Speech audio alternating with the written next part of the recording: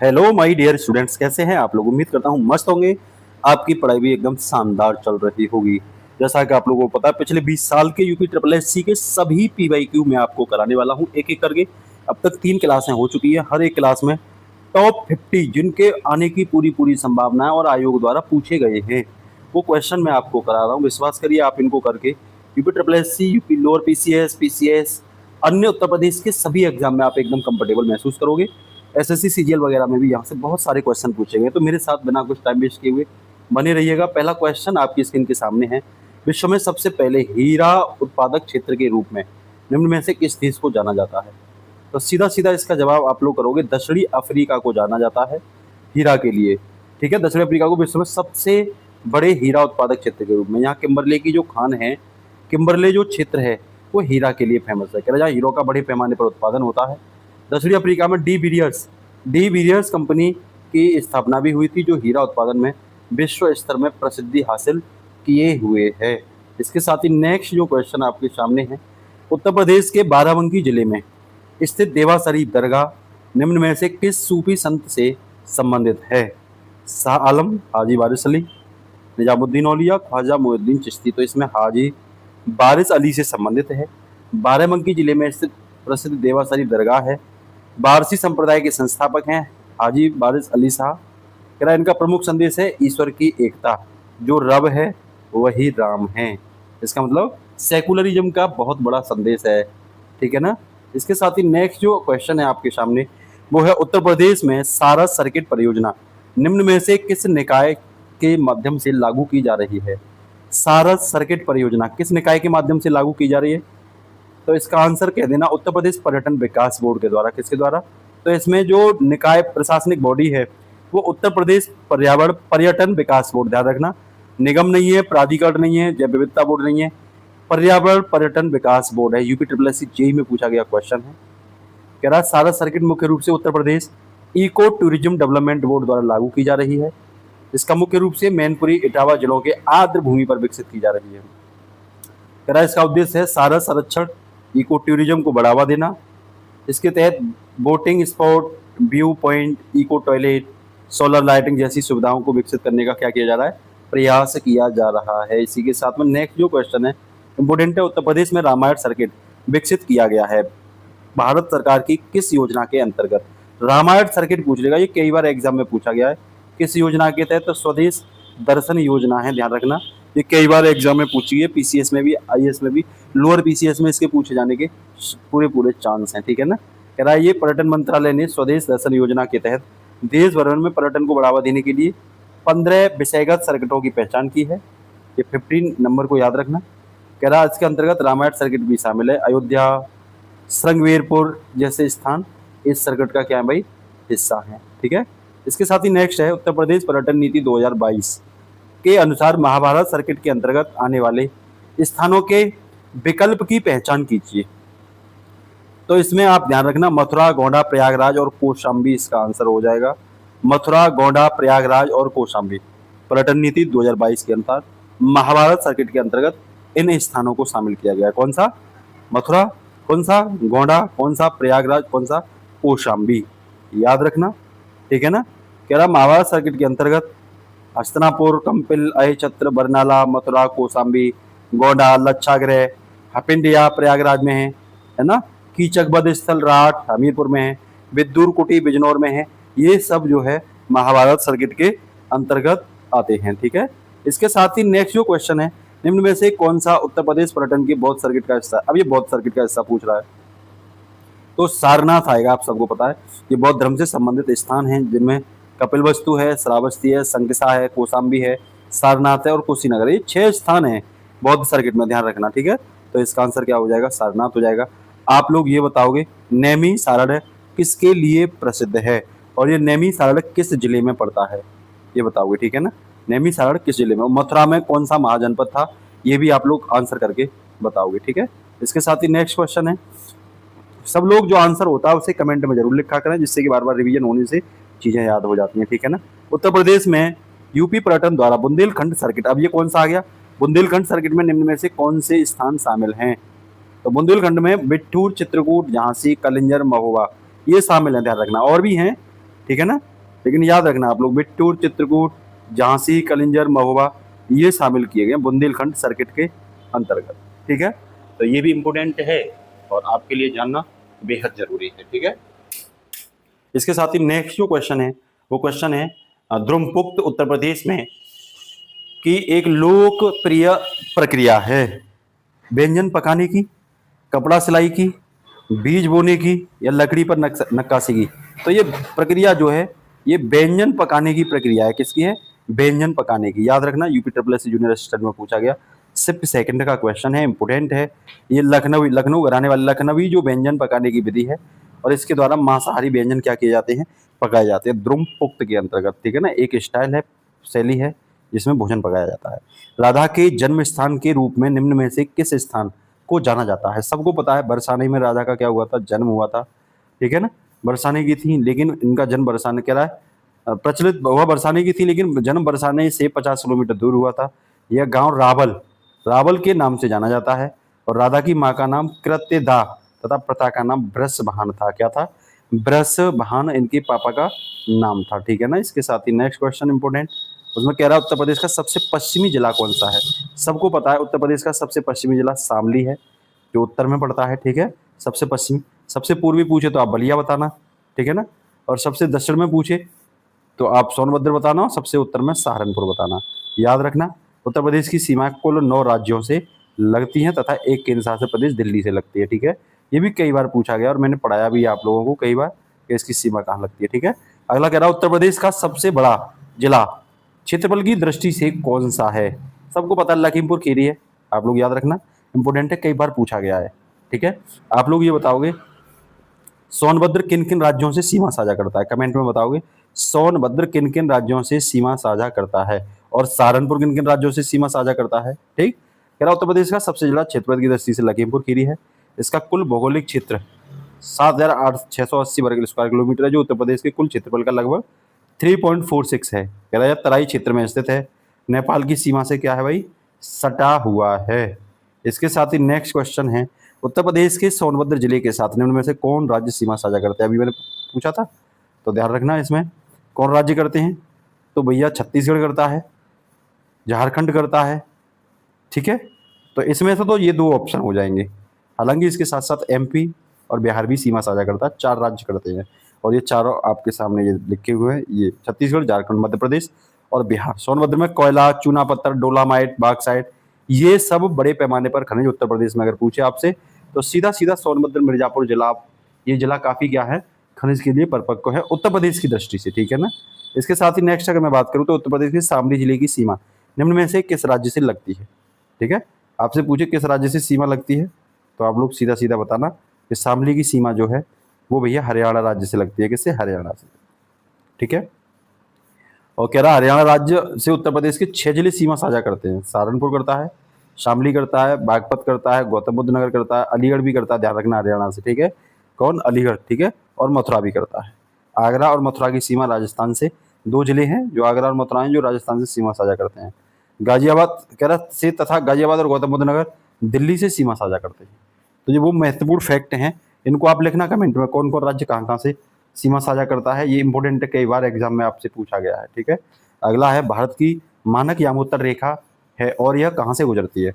तो ये आप सबको पता है मिर्जापुर से गुजरती है। मिर्जापुर ऑप्शन एक ही है इसमें। पहले प्रयागराज नैनी से गुजरती थी और ये 82 डिग्री 30 मिनट 82.5 डिग्री पूर्वी देशांतर है। ठीक है ना, याद रखना मानक यामोत्तर 82.5 डिग्री पूर्वी देशांतर है और ये उत्तर प्रदेश के मिर्जापुर से गुजरती है और ये रेखा भारत के 5 राज्य उत्तर प्रदेश, मध्य प्रदेश, छत्तीसगढ़, उड़ीसा और आंध्र प्रदेश, ध्यान रख लेना एमपी से भी, छत्तीसगढ़, उड़ीसा, आंध्र प्रदेश, 5 राज्यों से ये क्या होती है? गुजरती है। ठीक है, ये भूलना नहीं है, इंपॉर्टेंट क्वेश्चन है, सभी एग्जाम में आए हुए हैं, लापरवाही बिल्कुल नहीं करनी। उत्तर प्रदेश के निम्नलिखित जिलों में से कौन सा जिला मध्य प्रदेश के साथ सीमा साझा करता है? एमपी के साथ कौन सा जिला सीमा? तो सबको पता है आपको चित्रकूट और महोबा दोनों एमपी से सीमा साझा करते हैं, इसीलिए ऑप्शन सी हो जाएगा। एमपी के साथ कौन कौन से जिले? तो 11 जिले सीमा साझा करते हैं उत्तर प्रदेश के। आगरा, इटावा, जालौन, झांसी, ललितपुर, महोबा, बांदा, चित्रकूट, प्रयागराज, मिर्जापुर और सोनभद्र, ये 11 जिले जो हैं वो मध्य प्रदेश राज्य से क्या करते हैं? सीमा साझा करते हैं। ठीक है, कह रहा उत्तर प्रदेश के किस हवाई अड्डे का नाम बदलकर चौधरी चरण सिंह अंतर्राष्ट्रीय हवाई अड्डा रखा गया है? तो ये लखनऊ हवाई अड्डे का नाम बदल करके चौधरी चरण सिंह अंतर्राष्ट्रीय हवाई अड्डा रखा गया है।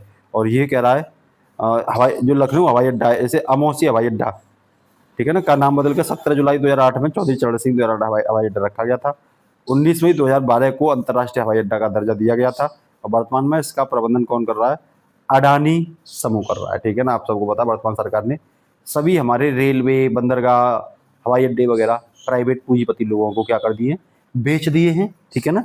उत्तर प्रदेश के किस हवाई अड्डे का नाम बदलकर चौधरी चरण सिंह, तो ये मैंने आपको बताया ही था, कह रहा है रखा गया है, तो ये अवध वाला है, ठीक है, घुमा के आंसर, सॉरी बुंदेलखंड वाला, कौन सा? बुंदेलखंड वाला, इसका आंसर हो जाएगा डी, बुंदेलखंड। कह रहा महुआ जिले उत्तर प्रदेश के बुंदेलखंड में स्थित है, उत्तर प्रदेश और मध्य प्रदेश की सीमा पर है। महुआ जिला 11 फरवरी 1995 को हमीरपुर जिले से बना था, ठीक है ना। नेक्स्ट कह रहा मॉडर्न कोच फैक्ट्री एक रेल कोच निर्माण इकाई उत्तर प्रदेश के निम्न में से किस जिले में है? तो ये उत्तर प्रदेश के रायबरेली में है। किसमें है? उत्तर प्रदेश के रायबरेली में है। भारतीय रेलवे की तीसरी रेल कोच फैक्ट्री है जो अत्याधुनिक LHV कोचों का क्या करती है? निर्माण करती है। तो ये भारत के लिए अच्छी क्या है? अच्छी अचीवमेंट है। कह रहा भारत का पहला मल्टी मॉडल टर्मिनल पहला कहाँ बनाया गया है? तो ये भैया वाराणसी में बनाया गया। कहाँ? वाराणसी में बनाया गया, याद रखना, UPSSC ऑडिटर असिस्टेंट अकाउंट में पूछा गया क्वेश्चन है। भारत का पहला multi modal terminal Uttar Pradesh के वाराणसी में गंगा नदी पर है। ये रिवर भी पूछ सकता है।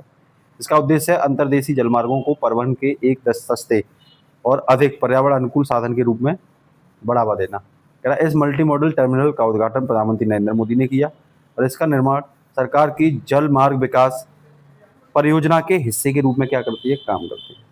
इसके साथ ही नेक्स्ट जो क्वेश्चन है वो है USSH-7 किन दो प्रमुख शहरों को जोड़ता है? तो ये जो है इलाहाबाद और गोरखपुर को जोड़ता है। किसको? इलाहाबाद और गोरखपुर को। कह रहा उत्तर प्रदेश राज्य राजमार्ग state highway, Uttar Pradesh state highway 7 Allahabad को जौनपुर से जोड़ते हुए गोरखपुर को जोड़ता है। इसकी कुल लंबाई जो 106 किलोमीटर है, ये ध्यान रख लेना, है ना। इस हाईवे का नाम ध्यान रखना, स्टेट हाईवे 7। वहीं अगला पूछ लेगा उत्तर प्रदेश मोटर वाहन कारखाना अधिनियम 1997 को लागू करने के लिए मुख्य रूप से कौन जिम्मेदार था? तो इसके लिए भैया परिवहन आयुक्त कौन था? जिम्मेदार था। 1997 में ये आया था, ध्यान रख लेना, ठीक है। बेसिक सी जानकारी इतना ही रखनी है, बहुत ज़्यादा अंदर से नहीं पूछेगा। क्या उत्तर प्रदेश मोटर वाहन कराधान अधिनियम 1997 के तहत कोई भी वाहन स्वचालित रूप से मोटर वाहनों करों से मुक्त है? तो सीधा सीधा बोला है, अगर धार्मिक संस्थानों के स्वामित्व वाले वाहन जो हैं ये करों से मुक्त हैं, है ना। धार्मिक संस्थानों में जो वाहन होते हैं सामान को इधर उधर लाने के लिए, भंडारे के सामान को इधर उधर करने के लिए, तो ये इन्फोर्समेंट कॉन्स्टेबल में पूछा गया सवाल है। सी इसका क्या हो जाएगा? आंसर हो जाएगा, ये ध्यान रख लेना। इसके साथ ही नेक्स्ट अगला क्वेश्चन है तो कह रहा है उत्तर प्रदेश में पहली राष्ट्रीय कृत परिवहन सेवा कब शुरू की गई थी? तो ये 1947 में की गई थी, ठीक है ना। राष्ट्रीय कृत परिवहन सेवा उत्तर प्रदेश में यात्री सड़क परिवहन सेवा 15 मई 1947 को लखनऊ बाराबंकी मार्ग पर संचालित कर प्रारंभ की गई थी। 1 जून 1972 को सड़क परिवहन अधिनियम 1950 के अधीन परिवर्तित कर उत्तर प्रदेश सड़क परिवहन निगम के रूप में क्या किया गया था? बनाया गया था। अगला क्वेश्चन आपके सामने है, आगरा लखनऊ एक्सप्रेस वे कितना लंबा है, कितने किलोमीटर है? तो ये 302 किलोमीटर है। कितना है? 302 kilometre Agra Lucknow express way, ठीक है ना। और ये कब लॉन्च हुआ था? तो 21 नवंबर 2016 को ये क्या किया गया था? लॉन्च किया गया था। अगला कह रहा है यूपी स्टेट हाईवे 1 के मार्ग पर नहीं है। कौन नहीं आता इस मार्ग पर? तो वाराणसी नहीं पड़ेगी इसके मार्ग पर। इसके मार्ग में कह रहा है ये SH1 जो है स्टेट हाईवे 1, ये महाराजगंज, गोरखपुर, देवरिया, बलिया जिले से होकर गुजरता है और यह सोनाली नगर को बलिया से जोड़ता है और इसे सोनाली नीनतवा गोरखपुर देवरिया बलिया मार्ग भी कहते हैं। और ये वाराणसी से होकर नहीं जाता, ये दिमाग में भर लो। हर किसी का आंसर गोरखपुर वाराणसी नहीं लगाओगे, ठीक है। थोड़ा सोच करके चीज़ों को पॉइंट आउट करके तब आप आगे की ओर बढ़ोगे। कह रहा उत्तर प्रदेश के निम्न में से किस शहर में अंतर्राष्ट्रीय हवाई अड्डा है? तो सबको पता है अंतर्राष्ट्रीय हवाई अड्डा लखनऊ में भी है और अंतर्राष्ट्रीय हवाई अड्डा वाराणसी में भी है, ठीक है। कह रहा उत्तर प्रदेश के लखनऊ व वाराणसी शहर के अंतर्राष्ट्रीय हवाई अड्डे हैं। वर्तमान में 5 हवाई अड्डे हैं, ये ध्यान रख लेना। चौधरी चरण सिंह हवाई अड्डा लखनऊ, लाल बहादुर शास्त्री अंतर्राष्ट्रीय हवाई अड्डा वाराणसी, कुशीनगर अंतर्राष्ट्रीय हवाई अड्डा कुशीनगर, महर्षि वाल्मीकि अंतर्राष्ट्रीय हवाई अड्डा अयोध्या और जेवर अंतर्राष्ट्रीय हवाई अड्डा नोएडा। तो अभी कितने हैं? 5 हैं। 5 के 5 आप याद कर लेना, बहुत इंपॉर्टेंट हैं। कह रहा उत्तर प्रदेश में राज्य राजमार्गी की कुल लंबाई लगभग कितनी है? उत्तर प्रदेश में राज्य राजमार्गों की लंबाई कितनी है ये पूछ रहा है।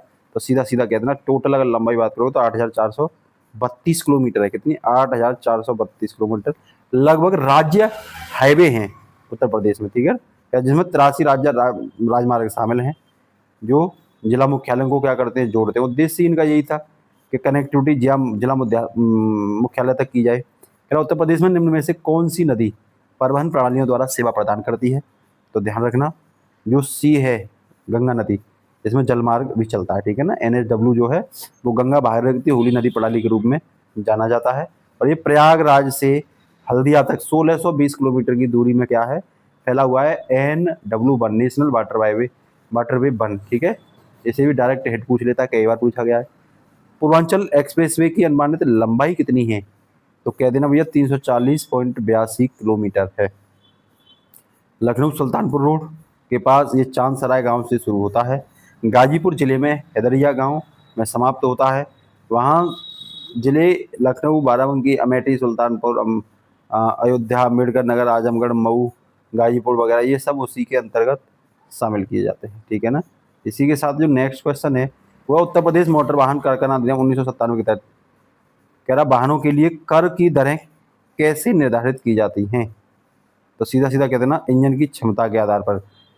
जैसी इंजन की क्षमता होगी वैसे ही एक्ट 1997 के तहत कर की दरें क्या की जाएंगी, निर्धारित की जाएंगी। कह रहा उत्तर प्रदेश मोटर वाहन कारखाना अधिनियम के तहत इंजन क्षमता के आधार पर विभिन्न श्रेणियों के वाहन की कर दरें निर्धारित की जाती हैं। 1 जनवरी 1997 को प्रकाशित एवं प्रारंभ हुआ था, ठीक है ना। और ये अतिरिक्त कर लगाना भी इसका क्या है, काम है, ठीक है ना। इसके साथ ही नेक्स्ट कह रहा मोटर वाहन कारखाना अधिनियम 1997 के अंतर्गत सॉरी दोस्तों के अंतर्गत किस प्रकार के वाहनों को कराधान में छूट दी गई है? केवल यात्री कारें, एम्बुलेंस या फायर इंजन, सभी निजी वाहन या केवल मोटरसाइकिल? तो इसमें एम्बुलेंस को आप सबको पता है, एम्बुलेंस और फायर वाहन है, इनको कर से मुक्ति दी गई है, छूट दी गई है, ठीक है ना। नियम 28 के अनुसार आपातकालीन मोटर वाहनों पर पूर्णतः कर से क्या है, छूट है। ये भी आप लोग ध्यान रख लेना। इसके साथ ही नेक्स्ट क्वेश्चन है, उत्तर प्रदेश में कौन सा नाभिकीय संयंत्र स्थित है? कैगा है, नरोडा है, कलपक्कम है या काकरापारा है? तो नरोडा आपको पता ही है, कैगा कर्नाटक में पड़ता है, कलपक्कम तमिलनाडु में और काकरापारा गुजरात में पड़ता है। 2022 में UPSSC वर्रचक में आया हुआ सवाल है, ठीक है। अगला कह रहा उत्तर प्रदेश सरकार ने एक संयंत्र संस्था के रूप में, स्वतंत्र संस्था के रूप में अतिरिक्त ऊर्जा स्रोत विमान के अंतर्गत गैर पारंपरिक ऊर्जा विकास एजेंसी नेडा का निर्माण कब किया? तो ध्यान रखना, अप्रैल 1983 में किया गया था। जूनियर स्टूडेंट में आया हुआ सवाल है नेडा का, ठीक है। कह भी रहा है गैर पारंपरिक विकास ऊर्जा एजेंसी नेडा का गठन अप्रैल 1983 में किया गया था। नेडा एक स्वतंत्र संस्था है। कह रहा नेडा को ही अपनेडा के नाम से जाना जाता है। इसका मुख्यालय कहाँ पर? लखनऊ, ये याद रखना। नेडा का मुख्यालय कहाँ पे भाई? तो लखनऊ में है, ठीक है। अगला कह रहा उत्तर प्रदेश में IT, टेक्सटाइल, हस्तशिल्प और गैर पारंपरिक ऊर्जा जैसे विभिन्न क्षेत्रों को पूरा करने के लिए राज्य में कितने सेज मतलब स्पेशल इकोनॉमिक जोन, विशेष आर्थिक क्षेत्र हैं, को मंजूरी दी गई है? तो 31 को दी गई है, ठीक है ना। कितने सेज को? 31 को, ठीक है। यहाँ कर में छूट होती है इस क्षेत्र में, जो भी इकोनॉमिक एक्टिविटीज होती है उसमें कर से क्या होती है, छूट मिलती है, ठीक है। ये क्वेश्चन मैंने करवाई दिया, आपको पता ही अभी थोड़ी देर पहले। अब अगला क्वेश्चन है भैया, ये भी करवा दिया है, अप्रैल 1983 वाला, ठीक है ना। ये अप्रैल 1983 वाला भी क्वेश्चन हो गया है। सॉरी दोस्तों, देखो उत्तर प्रदेश में IT, टेक्सटाइल, हस्तशिल्प और गैर पारंपरिक ऊर्जा जैसे विभिन्न क्षेत्रों को पूरा करने के लिए राज्य में कितने सेज हैं? तो मैंने बताई थी अभी 31 हैं। कितने? 31, ठीक है ना। इसके साथ ही नेक्स्ट क्वेश्चन है, उत्तर प्रदेश का सबसे बड़ा सौर ऊर्जा संयंत्र निम्न में से किस जिले में है? तो आपको पता है मिर्जापुर में है। किसमें? मिर्जापुर। 12 मार्च 2018 को भारत के प्रधानमंत्री नरेंद्र मोदी और फ्रांस के राष्ट्रपति इमैनुअल मैक्रोन ने उत्तर प्रदेश के सबसे बड़े 75 मेगावाट क्षमता के सौर ऊर्जा संयंत्र का उद्घाटन किया मिर्जापुर जिले के विजयपुर गांव में। कहाँ पर? मिर्जापुर जिले के विजयपुर गांव में इसका उद्घाटन किया गया था। अगर उत्तर प्रदेश का सबसे बड़ा सौर ऊर्जा संयंत्र निम्न में से किस जिले में स्थापित किया गया है? तो ये मिर्जापुर में ही किया गया सबसे बड़ा ऊर्जा संयंत्र, ठीक है ना। कह रहा 13 अगस्त 2004 को उत्तर प्रदेश राज्य राजमार्ग प्राधिकरण का गठन हुआ। इसका गठन उत्तर प्रदेश के अधिनियम संख्या 19 2004 के तहत किया गया था। इस प्राधिकरण को public private partnership BBB model पर शुरू किया गया था।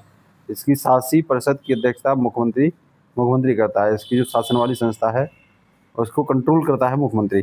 अगर आप प्रमुख निर्यात केंद्रों को वाराणसी और प्रयागराज से होते हुए हल्दिया बंदरगाह से जोड़ता है। तो ये सबको पता है NW1 वैसे तो प्रयागराज से हल्दिया तक ही जाता है, आपको पता है, गंगा नदी में है ये, 1620 किलोमीटर है और ये हल्दिया बंदरगाह को जोड़ता है और 111 राष्ट्रीय जलमार्ग वर्तमान में भारत में मौजूद हैं। ठीक है, अगला क्वेश्चन कह रहा है भाई, सुमिलित करवा रहा है, अयोध्या में क्या, लखनऊ में क्या, जेवर में क्या, सबको पता है, एक एक क्वेश्चन आपको पता है। महर्षि वाल्मीकि अंतर्राष्ट्रीय हवाई अड्डा आपको पता है, ये अयोध्या में है। तो पहले का थर्ड देख लो कौन से में, तो ए और डी में पहले का थर्ड है। ठीक है, अगला कह रहा है नेक्स्ट, लखनऊ में क्या है भाई, तो लखनऊ में भाई अगर मैं आपको बताऊं तो चौधरी चरण सिंह हवाई अड्डा है। लखनऊ में क्या है, चौधरी चरण सिंह हवाई अड्डा, ये ध्यान रख लेना। बी का चौथा, तो देखो बी का चौथा और ये ए और डी में ही है। अभी और एक स्टेप आगे बढ़ते हैं, जेवर। अगर जेवर की बात आपसे पूछे कोई, जेवर टपल वाले का नाम क्या रखा गया है, तो नोएडा अंतर्राष्ट्रीय हवाई अड्डा। जेवर वाले का नाम क्या है, नोएडा अंतर्राष्ट्रीय हवाई अड्डा। और वाराणसी वाले का क्या है, लाल बहादुर शास्त्री अंतर्राष्ट्रीय हवाई अड्डा। तो ये क्रम लगाओगे तो आंसर डी में ये क्रम देखने को मिलता है। ठीक है, इसी के साथ नेक्स्ट क्वेश्चन है कि उत्तर प्रदेश में कौन सा राष्ट्रीय राजमार्ग मुरादाबाद में NH9 जंक्शन से शुरू होता है, चंदौसी, बबराला, अलीगढ़ से गुजरता हुआ और आगरा में NH44 जंक्शन पर क्या होता है, समाप्त होता है। तो इसका आंसर जो हो जाएगा वो हो जाएगा NH509। ठीक है, जो मुरादाबाद में NH9 के जंक्शन से प्रारंभ होता है। ठीक है, इसके साथ ही नेक्स्ट अगर क्वेश्चन पूछे, UPRRDA का फुल फॉर्म क्या है, UPRRDA का फुल फॉर्म, तो UPRRDA का Uttar Pradesh rural road development agency, D वाला आंसर हो जाएगा।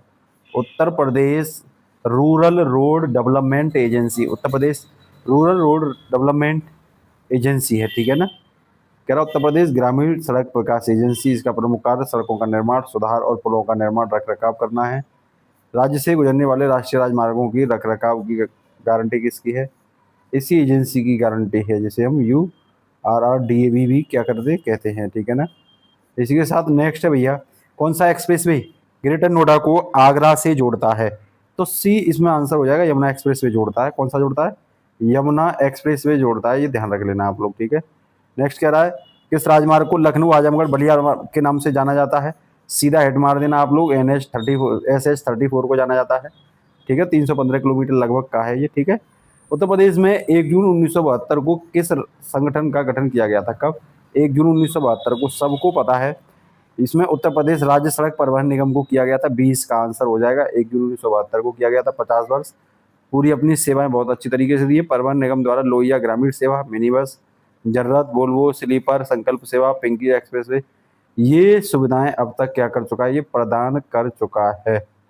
ठीक है ना, बदायूं जिले में कौन सा राज्य मार्ग है, तो ध्यान रखना SH18 है। ठीक है, स्टेट हाईवे 18 है। कह रहा है ये जो है मेरठ से होकर बदायूं तक जाता है, इसे मेरठ बदायूं मार्ग भी कहते हैं। ये 172 किलोमीटर का है, कितने का है, 172 किलोमीटर के करीब ये पड़ता है। अलग रहा उत्तर प्रदेश की कौन सी नदी भगवान राम की कथा से जुड़ी हुई है, तो ध्यान रखना सरयू नदी है, सबको पता है। अयोध्या के पास ये, कह रहा है छिपरा के पास गंगा से मिल जाती है। उद्गम तिब्बत के पठार मापचा चुंगो हिमदम से इसका क्या हुआ, उद्गम हुआ है। ठीक है ना, ये भी पॉइंट पढ़ लेना, बेसिक करंट से रिलेटेड कर लेना, परफेक्ट आपकी कंडीशन हो जाएगी, ये ध्यान रख लेना। ठीक है, अगला कह रहा है भाई उत्तर प्रदेश के 28 जिलों से होकर कौन सी नदी जाती है, देखो ये अपने आप में बहुत इंपॉर्टेंट हो जाएगी। तो गंगा नदी ऐसी है जो 28 जिले से होकर जाती है। आप बताओ कितने राज्यों से होकर जाती है गंगा नदी, कितने राज्यों से होकर जाती है। कह रहा है गंगा नदी उत्तराखंड के गौमुख से निकलकर उत्तर प्रदेश के बिजनौर जिले में प्रवेश करती है और बलिया जिले से बाहर बिहार में क्या कर जाती है, एंट्री मार जाती है। तो बिहार, बलिया और गौरव और, ठीक है ना, और दूसरा सबसे बड़ा आप लोग बिजनौर जिलों को भी याद रखना, बिजनौर से एंट्री मारती है। ठीक है ना, इसके साथ ही नेक्स्ट जो क्वेश्चन है, सारनाथ जो अशोक स्तंभ के लिए प्रसिद्ध है, वाराणसी से 10 किलोमीटर उत्तर पूर्व में किन दो नदियों के संगम के पास स्थित है, तो सीधा आप कहना गंगा और बरौड़ा। कौन सी नदी, गंगा और बरौड़ा इसका आंसर हो जाएगा। ठीक है ना, तो हमारे तो कह रहे वाराणसी में ही नगर में 10 किलोमीटर दूर, कितना, 10 किलोमीटर दूरी पर सारनाथ, 10 किलोमीटर दूरी पर सारनाथ गंगा और इसकी सहायक नदी बरौड़ा नदियों के संगम पर स्थित है। कह रहा सारनाथ में अशोक स्तंभ, धर्मचक्र स्तूप, मृगदाब बौद्ध संग्रहालय के लिए प्रसिद्ध है। गौतम बुद्ध ने ज्ञान प्राप्ति के बाद अपना पहला उपदेश 5 अनुयायियों को सारनाथ में ही दिया था, जिसे धर्मचक्र प्रवर्तन की घटना भी कहते हैं। क्लास आपको कैसी लगी आप लोग जरूर बताना, बहुत महत्वपूर्ण क्लासें हैं, आप लोग जरूर कर लो। जब आप एग्जाम में बैठोगे तो आपको पता चलेगा कि वास्तव में सबसे ज़्यादा कंफर्टेबल आप एग्जाम में महसूस करोगे। नए हैं, चैनल को सब्सक्राइब कर लेना, शेयर करना ना भूलना, और तो और अपने स्टेटस पर लगाना ना भूलना। नमस्कार, जय हिंद। सभी बच्चे जो मैं क्वेश्चन के आंसर पूछता हूँ, सभी को कमेंट में किया करिए, ठीक है ना? All the best, take care.